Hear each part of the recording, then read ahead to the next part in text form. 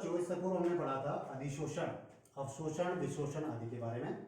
आज हम पढ़ेंगे ठोसों पर गैसों के अधिशोषण को प्रभावित करने वाले कारक। कौन कौन से कारक ठोसों पर गैसों के अधिशोषण को प्रभावित करते हैं? तो ये 4 प्रकार के कारक होते हैं। नंबर पहला इसमें है अधिशोषक की प्रकृति, पृष्ठ क्षेत्रफल और प्रविभाग अवस्था। दूसरा इसमें आता है अधिशोषित पदार्थ की प्रकृति। तीसरा आता है दाब और चौथा दाब। हमें मालूम है, नंबर फर्स्ट देखते हैं हम इसमें अधिशोषक की प्रकृति, पृष्ठ क्षेत्रफल और प्रविभाग अवस्था। जब तक ठोसों पर कोई भी अवशिष्ट बल क्षेत्र कार्य नहीं करेंगे तब तक उसमें अधिशोषण की प्रवृत्ति नहीं होती है।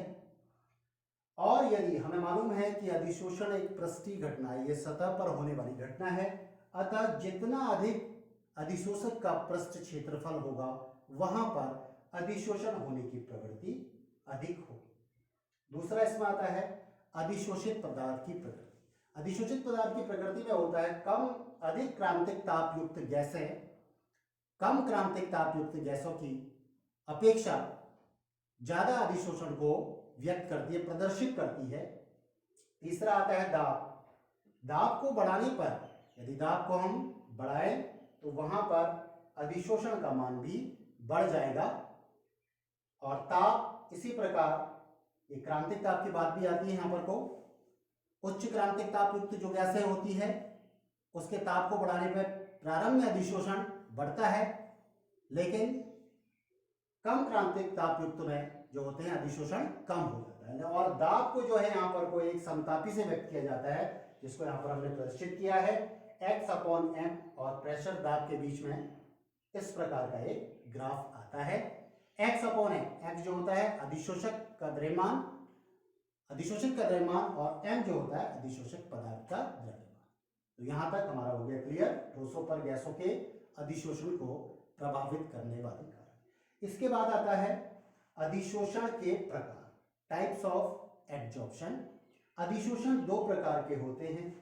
नंबर पहला भौतिक अधिशोषण और दूसरा रासायनिक अधिशोषण, physical adsorption and chemical adsorption. तो भौतिक अधिशोषण होता क्या है? यदि ठोस की सतह पर आबद्ध बल दुर्बल वान डेर वाल बल हैं, यहां पर हमने लिखा भी है दुर्बल वान डेर वाल बल हैं, तो इस प्रकार के अधिशोषण को हम कहेंगे भौतिक अधिशोषण, फिजिकल एड्जॉर्प्शन। इसमें क्या क्या होता है भौतिक अधिशोषण के लक्षण? नंबर पहला इसका लक्षण होता है अविशिष्ट प्रकृति, नॉन स्पेसिफिक नेचर। ये प्रकृति में बहुत अधिक विशिष्ट नहीं होते, क्योंकि इसमें क्या होता है, हमने पहले ही कहा है दुर्बल वान डेर वाल बल होता है, अतः ये बहुत ज्यादा विशिष्ट नहीं होते। ये हर एक इसके सतह पर जो भी एकत्र होगा पदार्थ उससे आसानी से क्रिया कर लेते हैं और बहुपरत बनाते हैं, जिसमें यहां पर आ रहा है 4th में बहुपरतीय प्रकृति। ये बहुपरतीय प्रकृति इनकी दुर्बल वान डेर वाल बल के कारण ही होती है। दूसरा आता है उत्क्रमणिक प्रकृति। ये प्रकृति में कैसे होते हैं? रिवर्सिबल होते हैं, उत्क्रमणीय प्रकृति के होते हैं। तीसरा आता है इसमें अधिशोषण की उष्मा। यहां पर जो भौतिक अधिशोषण हो रहा है उस पर अधिशोषण की उष्मा का मान काफी कम होता है और ये 40 किलो जूल पर मोल के आसपास का होता है। बहुपरतीय प्रकृति वही होता है, दुर्बल वान डेर वाल बल से आबद्ध हैं, तो ये आपस में आसानी से क्रिया कर लेते हैं। कोई भी पदार्थ अगर एकत्र हो तो उससे भी हो जाएगी क्रिया। तो ये बहुपरतीय प्रकृति होती है। इसमें एक की परत के ऊपर दूसरी परत बनाना तो बहुपरतीय प्रकृति। ताप का प्रभाव, ताप का प्रभाव में क्या होता है? ताप बढ़ाने पर भौतिक अधिशोषण, यहां पर ताप की बात वैसे क्रांतिक ताप में भी आ सकती है। ताप बढ़ाएंगे तो क्या करेंगे? भौतिक अधिशोषण का मान कम हो जाएगा, ठीक है, उच्च क्रांतिक ताप युक्त गैसों और कम क्रांतिक ताप युक्त जो होती है उसमें अधिशोषण का मान ज्यादा हो जाएगा। उसी प्रकार दाब के प्रभाव में दाब को बढ़ाने पर भौतिक अधिशोषण का मान अधिक हो जाता है। गैस की प्रकृति चूंकि इसमें क्या होता है कि दुर्बल वान डेर वाल बल से आबद्ध होते हैं, तो ये बहुपरतीय प्रकृति का होता है, तो पहले भी बता चुके हैं।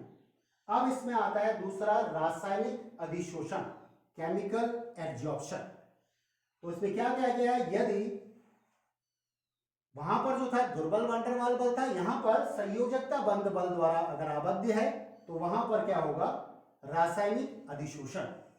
और रासायनिक अधिशोषण के लक्षण कौन कौन से होते हैं, ठीक उसके विपरीत होते हैं। जैसे वहां अविशिष्ट प्रकृति था तो यहां अत्यधिक विशिष्ट प्रकृति हो जाए।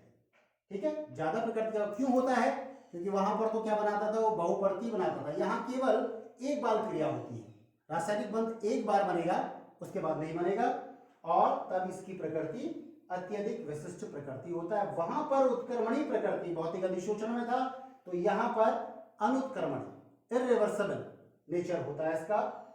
ठीक उसका उल्टा, यहां पर अधिशोषण की उष्मा 40 किलो जूल प्रति मोल थी, तो वहां पर अधिशोषण की उष्मा 400 किलो जूल प्रति मोल हो गई।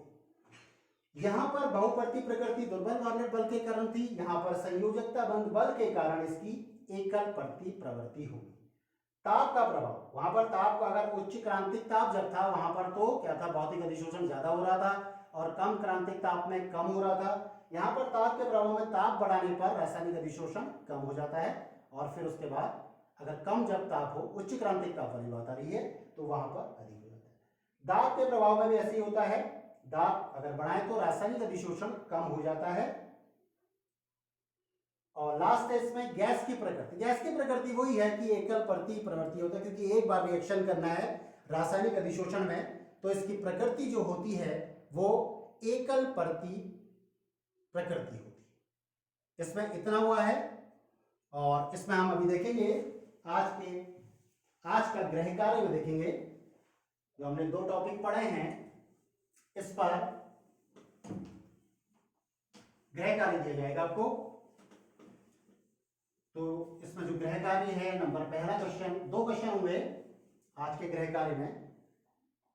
नंबर पहला क्वेश्चन जो आएगा, क्वेश्चन नंबर 1, अधिशोषण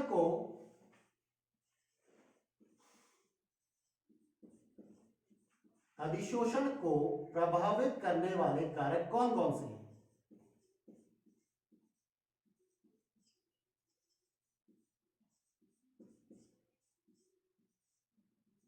प्रभावित करने वाले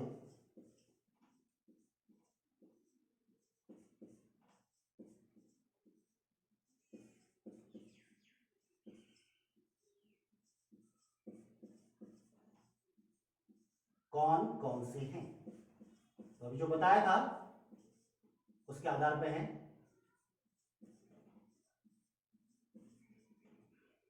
दूसरा, इसमें जो क्वेश्चन आएगा आज के होमवर्क में, भौतिक तथा रासायनिक अधिशोषण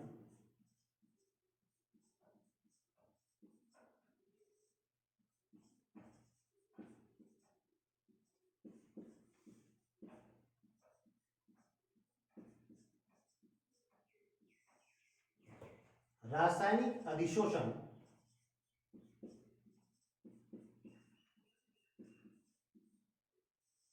में अंतर स्पष्ट कीजिए।